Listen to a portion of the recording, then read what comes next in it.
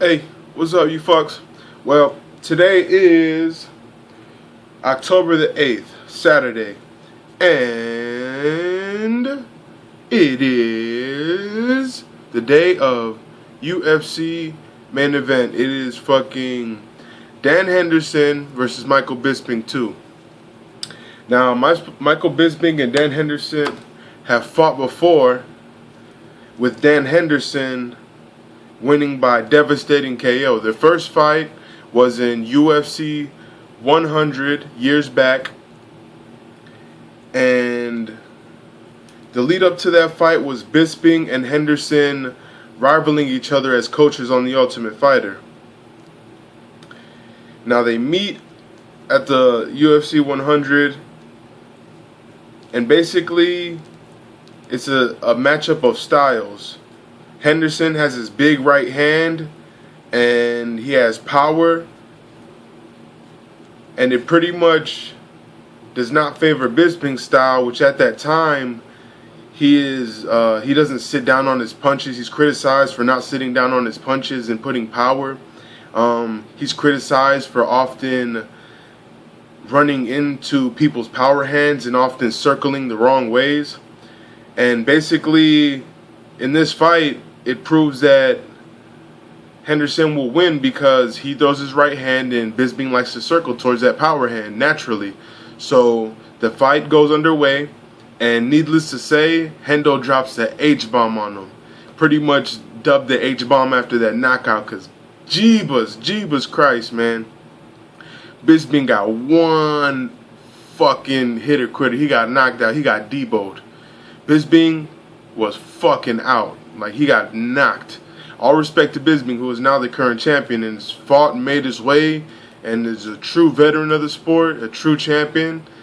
And he's rebounded from the loss ever since. He's never been knocked out again. That devastating. But, wow, what a fight. Both of their careers have had their ups and downs, and they're meeting again.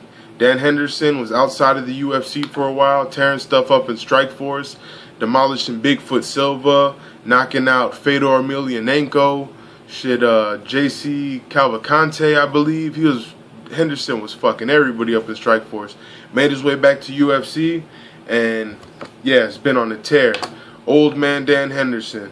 This guy's like, he's in his prime and he has old man strength and he's knocking everybody out.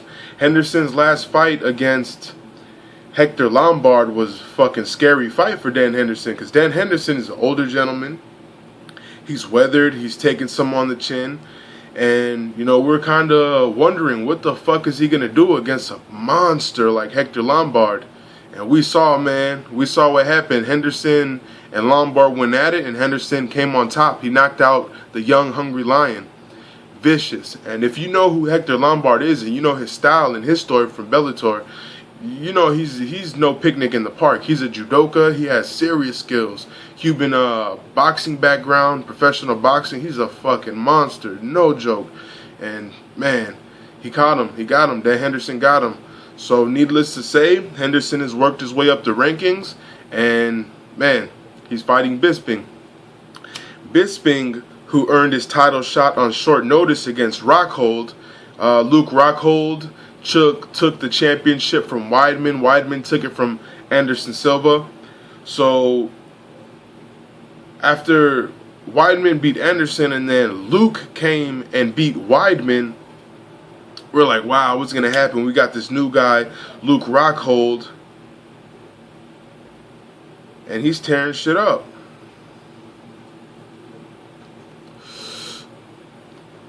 And then Bisping comes in on short notice,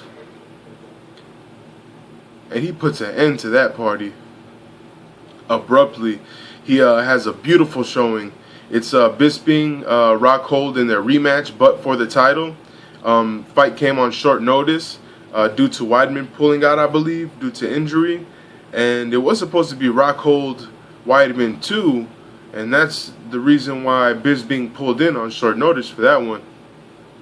Ended up taking the championship, man. I was so happy for Bisping whenever he was crowned and he knocked out Rockhold. Not to say Rockhold's a bad guy, because I'm a fan of Rockhold like a motherfucker in his whole camp, you know. But That's just the way it was. Bisping is now smarter. He has changed his game plan. He fights differently than he used to. And no longer does he move into people's power. No longer does he not sit down on his punches. Bisping has trained and has become a master of his art. Bisping is a well-rounded mixed martial artist. Now, mind you, this fight could be one of the biggest fights to diehard MMA fans. This is a big one, especially for me. I'm so pumped for this fight. I'm so fucking pumped because both of these guys are basically at the end of their careers. They've done what they've done. And to rematch at this point in their careers for a championship, have you that, a championship. This is a big one. Dan Henderson has stated if Dan Henderson pretty much, he says he's gonna retire either way. So I believe I'm not even gonna give my fight pick for this fight. I believe it's fairly even. You're not gonna count Dan Henderson out, and Bisping, you're not gonna count him out either. So this fight, I believe Bisping is more equipped to handle Dan Henderson's more robotic power style. And if I have to choose, if I have to pick, oh man, this is so fucking hard for me. If I had to pick, I'm gonna pick Bisping to win. I feel Bisping is gonna be smart in this fight. I feel he's not gonna go in super emotional.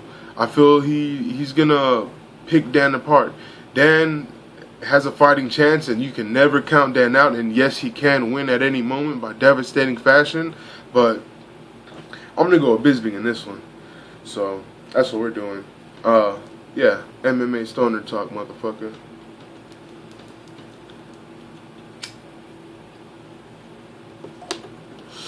Now, real quick before I get out of here, I just want to talk about how I got into MMA and pretty much my love for MMA as a fan, just being a fanatic of this sport. How I got into it. It started when I was about 13. I was scrolling through TV, and what stopped me was I seen a gentleman with bright red hair, and he was commanding the attention of all the gentlemen he was talking to. It was a TV show. It was The Ultimate Fighter, Season 1. And I had tuned in about 14 minutes after it started. First episode, first season of The Ultimate Fighter. I kept watching. I was watching. That gentleman with the red hair, that was Chris Lieben. He was my first favorite fighter. I was hooked on the reality show. It brought me into these fighters' lives, and it connected me with them. I connected with them because they were gentlemen who were going through struggle. They were going through hard times, and they were overcoming. And they were vocal about this. And they were, not only were they vocal, but they were positive, and they were sure of themselves, and they were reassuring, and they were tough. And I was like, man, wow, I don't have to be weak. I was like, man, I share a lot of the same stories with these guys, and they're not giving up. So it hooked me. These guys became my role models, and basically, I loved the fights. I loved everything about it. It was awesome, and I've been hooked ever since. It's about 2003, 2004, watching every event, just everything.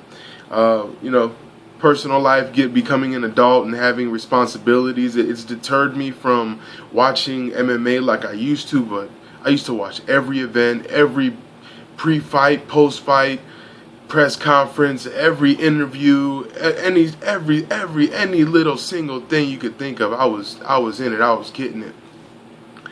And MMA in general has just basically, it showed me a personality, a different side of humanity, that you can go through struggle and strife. You can fight, but you don't have to hate. And with that comes several beautiful teachings, and it basically instills humbleness and just, hey man, just be the best you can be.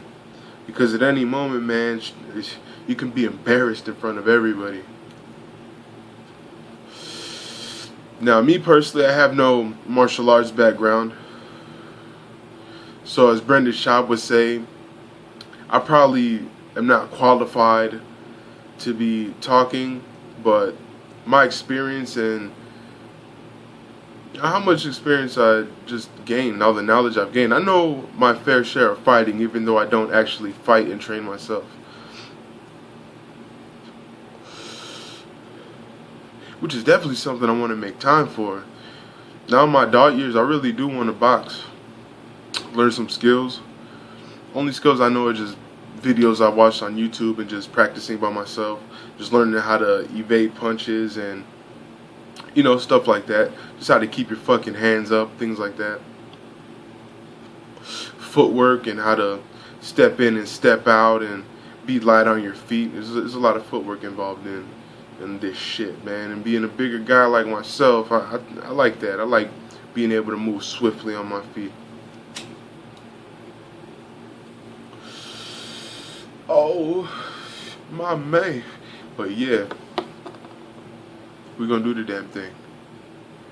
Chilling. This one's for y'all. I'm gonna get on. I'm gonna announce the winners later, and definitely for sure I want to get more in depth with these UFC videos. I'm gonna find a way to make these more official because I love talking about UFC. So even if I don't get paid for it, I don't give a fuck. I'm on here and I'm loving it. So let's get it. Dan Henderson versus Bisping 2. Let's go get it. Oh, there's a camera right there. Alright, mofos. We'll see you later. Love, peace, deuces.